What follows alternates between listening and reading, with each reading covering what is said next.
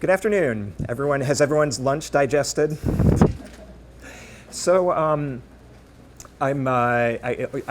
so excited. I'm presenting on the same day as Mike Hurst from South Central and his colleague because it, it, I guess the number one person I'd love to meet is Bono. Number two, I'd love Charlie Rose to interview me.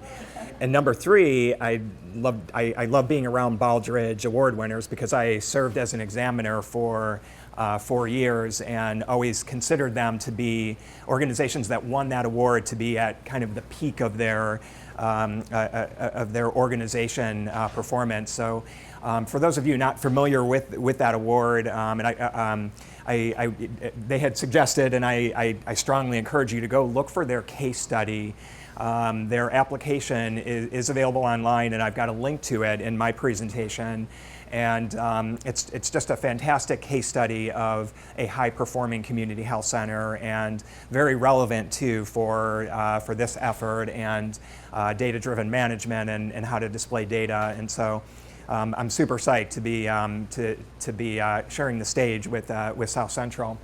So my role here today, though, is to pick up on a topic that Mike touched on a little bit in his presentation, the display of data, and I'm going to speak more specifically about dashboards, and also maybe, I don't know if I'm going to dispel any myths or, but hopefully just enhance your understanding of them. And many of you may not be directly responsible for creating them, my session is not intended to teach you how to build a dashboard, though I do, another plug, a shameless plug. There's a link to a webinar I did a few years back on how to create dashboards, basic ones in Excel, so certainly you can go there. But what I think is really important is for teams like you and in all health centers that are using data to understand what a dashboard should be telling you. And it's important too to be engaged with the person, if you are the person or if you're someone receiving a dashboard, to be able to provide feedback on what it should contain. And so I'm going to be sharing with you some of my the top features that I think are important to have in a dashboard.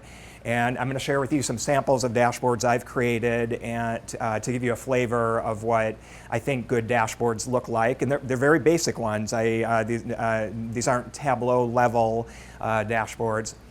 And then I'm going to share some other statistical techniques with you that Mike actually touched on a couple of them. And I created some special tools for you, a control chart tool and a funnel chart tool, just to share with you a little bit about displaying your data in a visually compelling way. And so I've got a few samples of things of chart displays that, in addition to dashboards, I think can really enhance the way you present your data. And in the end, we've heard this a number of times. Many of you commented on it. Mike commented on it, that what these visual displays do is they help trigger a conversation. It isn't so much about the data. I early on in my career as a young industrial engineer, statistician gun, I thought that I could create phenomenal data dashboards and the organization would immediately respond and perform well. And I've learned over the years that's only half of it. That is only half of it. You have to spend at least an equal half on the culture side of it.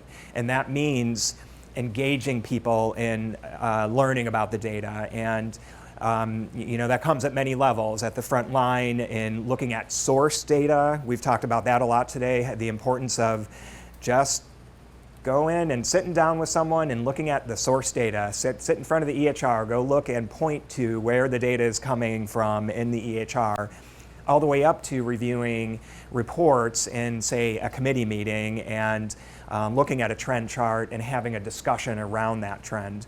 So I think it's just really important. I'd say one of my main points here is to emphasize the importance of the conversation around the dashboard, not so much the dashboard itself, but I'm going to be sharing with you things that will hopefully help you become a critic in a helpful way of what your dashboard should look like. Again, if you are the person designing them, hopefully you can gather a few things out of the presentation, or if you're the recipient of a dashboard, then provide some feedback to the people who do create those reports in your organization so that they can refine them and improve them. I love this. I'm pretty sure, Megan, you pulled this out before distributing it, right? Okay.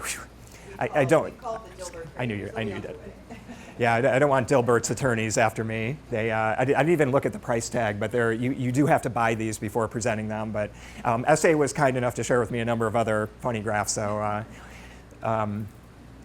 let's move. Oops, point it that way.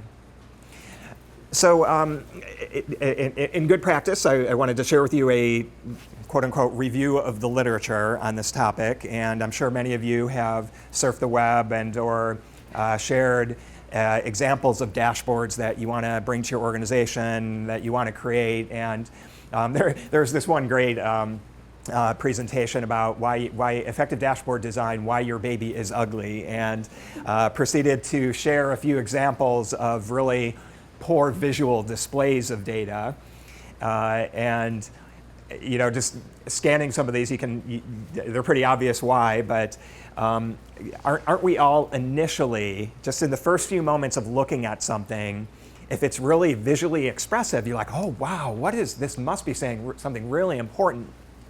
But look a little bit closer, and it's just there's nothing here. There's nothing to read and interpret, and so. There's a lot of stuff out there. There's a lot of report formats out there that in visual display of data that are not so effective, and fancier does not mean better. Tableau level reports does not necessarily mean it's better. It can enhance your visual display, but it doesn't mean that Tableau is not going to do the hard work of creating a good visual display of data for you. This is another example I found in that same presentation, and absolutely busy at first glance, but what kind of compelled me about it were the different forms of display that it had. And could you guys give me just take a look at it for a second? And this is from a completely different industry, an organics product industry, but could you pick out one or two or three things on here that you think could be translated into the health center world, or or healthcare generally? Like what type of display on here could you see of data could you see us also doing in healthcare? Anyone? Does one piece of the one at the bottom? I don't know what kind of chart that is. This one right here. So maybe and what would it be? What would this list be instead of the different product sales? These are measures and target, yep, all your clinical conditions, or you've got a month to date, a variance, and then against plan and actual, absolutely. What's another one you could see us visually? The geographic map on top and like color coding in order to depict things like productivity or number of encounters, just period, comparison between health centers on a map. Absolutely, absolutely. All of you take care of patients in a geographic region, and so it's very relevant to look at public health issues or prevalence in different regions, and even map that against maybe what you're doing to address those needs. Absolutely. Geographic, very important. One other one? Anyone pick out another? Consumer insight, patient satisfaction. Consumer insight, patient satisfaction. Absolutely, yep. Absolutely, and just whether it's some qualitative stuff, comments maybe that stream through periodically, or aggregate measures. So again, there's a lot here, and this might be overkill for a given community health center, but it's a nice visual display. It bring together lots of helpful information in a concise way. So I'm going to teach you how to make one of these. No, I'm just kidding. I'm not. what I'm actually going to do, actually I want to set the bar really high, but then come way back down. So I have three things I'd like you to walk away with. One is understanding key features and design elements when developing dashboards. I've got a section on that. Understand analytic, visual display, and statistical techniques. So I've got examples of 4 different graphical tools that I think are just fantastic to use in a clinical quality group or some type of a team effort. And I'm going to show you how easy they are to use. And then lastly, share some best practices for improving dashboard and analytic capacity. And we're going to do that through a review of samples from many of you and a number of other health centers from the SNAP program last year. I have the great job within this program and the SNAP program of getting to see what everyone is up to. And so I've gone through and pulled out a lot of really effective visual displays that I'd like to share with you and have you comment on what you think the strengths and weaknesses are with them to kind of give you a test on that. One other section I have in here that I'm going to hit on towards the end. I brought you some PopIQ data as well, so I'm going to be talking about comparative data as well. That's nestled in the presentation here. What I'm hopeful you can do, and we're going to take maybe about 15 minutes at the very end for you to just talk amongst your team about, is what are 3 things that you took away from the presentation, or maybe what ideas did it trigger that you can bring back to your health center and take a swing at when you return. So we'll take a little bit of time at the end so for you to debrief with your team and talk about what opportunities there might be for enhancing your dashboards and or visual displays, and then we'll have you share with the team. We know everyone's in a different spot with their dashboards, and so I think it's, we want to hear where, meet you where you're at, and my goal is to help you get to the next level. So maybe give you a vision of what could be in the future, but what you should be thinking about now is how to take a look at where you're at and think about what it will take you to get to the next level. So dashboard vision, this is, I guess, just a plug and a circle back to the phase program where these are the assessment tools that you all completed as teams, and just wanted to point out the different areas I'm hoping I can hit on, and ideally prompt you to your measures on these will improve by the end of the project. We're going to do post readings on these as well, and so this is where the dashboard topic does fit into the phase program from the building blocks tool. Here's a recap of what you all had shared with me about where you're currently at. So again, I wanted in this presentation, I wanted to meet you where you're at and see what you were up to. So I had sent out a survey to one member of your team and asked them to answer a few questions about different types of dashboards you may have in place and different types of analyses that you're doing. And what seems to be very prevalent is the measure reporting levels. A number of you doing it at definitely the site level if you've got multiple sites, at the provider level, and one of you at the care team level as well. In terms of advanced analyses and visual display, one of you had mentioned earlier, Golden Valley moving to Tableau to help enhance your visual displays. Visio, CMC using Visio, that's a great flow charting tool to help you enhance what you're displaying.